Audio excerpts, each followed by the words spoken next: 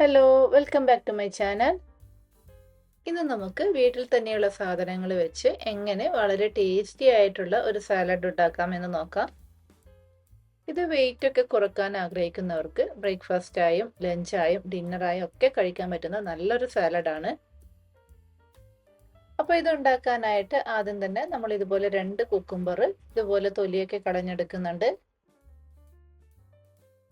തൊലിയൊക്കെ കളഞ്ഞതിന് ശേഷം ആദ്യം തന്നെ ഇതുപോലെ നടുകെ കീറി പിന്നീട് ഇതുപോലെ നീളത്തിലൊന്ന് അരിഞ്ഞെടുക്കാം. ഇതിന്റെ കുരു ഒന്നും കളയേണ്ട ആവശ്യമില്ല. ഇനി നമുക്കിത് ഇതുപോലെ ചെറുതായി അരിഞ്ഞെടുക്കാം.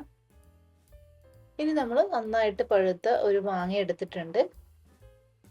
മാങ്ങ നമ്മുടെ തൊലിയൊക്കെ കളഞ്ഞെടുത്തിട്ടുണ്ട്. ഇനി ഇതുപോലെ ചെറുതായിട്ട് കട്ട് ചെയ്തെടുക്കാം. നമ്മൾ കുക്കുംബർ കട്ട് ചെയ്ത ആ ഒരു സൈസിലാണ് ഈ ഒരു സാലഡിലേക്ക് എടുക്കുന്ന വെജിറ്റബിൾസും ഫ്രൂട്ട്സും എല്ലാം കട്ട് ചെയ്യുന്നത്. ഈ ഒരു മാങ്ങ നിങ്ങൾ ഈ ഒരു സാലഡിൽ മസ്റ്റായിട്ടും ചേർക്കണം. ഇടയ്ക്ക് ഈ മാങ്ങ കൂടി കടിക്കുമ്പോഴാണ് ഈ ഒരു സാലഡിന് ഒരു പ്രത്യേക ടേസ്റ്റ് കിട്ടുന്നത്. ഇനി നമ്മൾ ഇതിലേക്ക് ചേർത്ത് കൊടുക്കാൻ വേണ്ടി ഒരു സവാളയുടെ പകുതി എടുത്തിട്ടുണ്ട്. അതും ഇതുപോലെ ചെറുതായി അരിഞ്ഞെടുക്കാം. ഇത് ഓപ്ഷണലാണ്. ഈ ഒരു സവാള നിങ്ങൾക്ക് പച്ചക്ക് കടിക്കുന്നത് ഇഷ്ടമില്ലെങ്കിൽ ഇത് ഒഴിവാക്കാവുന്നതാണ്.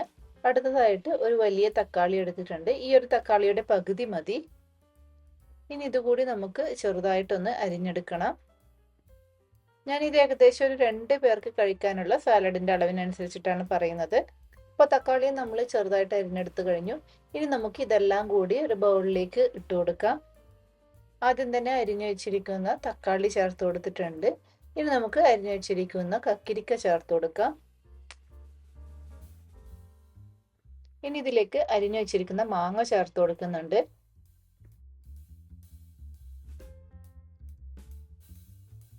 അരിഞ്ഞു വെച്ചിരിക്കുന്ന സവാള ചേർത്ത് കൊടുത്തു.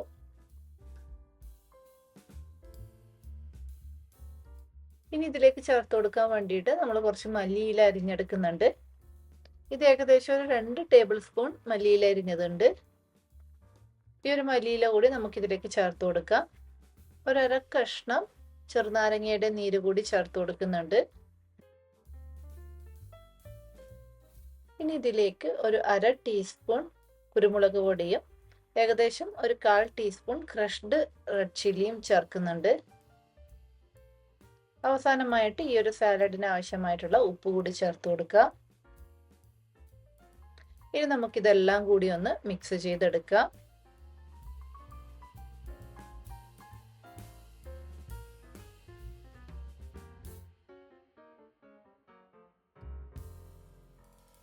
അപ്പോൾ ഇത് ഇത്രയേ ഉള്ളൂ, നമ്മുടെ സാലഡ് റെഡിയായി. അപ്പോൾ വളരെ എളുപ്പമല്ലേ ഇത് ഉണ്ടാക്കാൻ. അപ്പോൾ വെയിറ്റ് ഒക്കെ കുറയ്ക്കാൻ ആഗ്രഹിക്കുന്നവരുണ്ടെങ്കിൽ ഇതുപോലെ വളരെ പെട്ടെന്ന് ഉണ്ടാക്കാൻ പറ്റുന്ന ടേസ്റ്റിയും ഹെൽത്തിയുമായിട്ടുള്ള ഫുഡ് കഴിച്ചുകൊണ്ട് നമുക്ക് വെയിറ്റ് കുറയ്ക്കാൻ പറ്റും. അതുമാത്രമല്ല ഈ ഒരു സാലഡ് നമ്മൾ ഡെയിലി കഴിച്ചാലും മടുക്കില്ല, അത്രയ്ക്ക് ടേസ്റ്റാണ്. അപ്പോൾ നിങ്ങളെല്ലാവരും ഈ ഒരു റെസിപ്പി ട്രൈ ചെയ്ത് നോക്കണം. എന്നിട്ട് അഭിപ്രായങ്ങൾ കമൻറ്റ് ചെയ്ത് അറിയിക്കണം. വീണ്ടും പുതിയ റെസിപ്പിയുമായി അടുത്ത വീഡിയോയിൽ കാണാം. അതുവരേക്കും ബൈ ബൈ.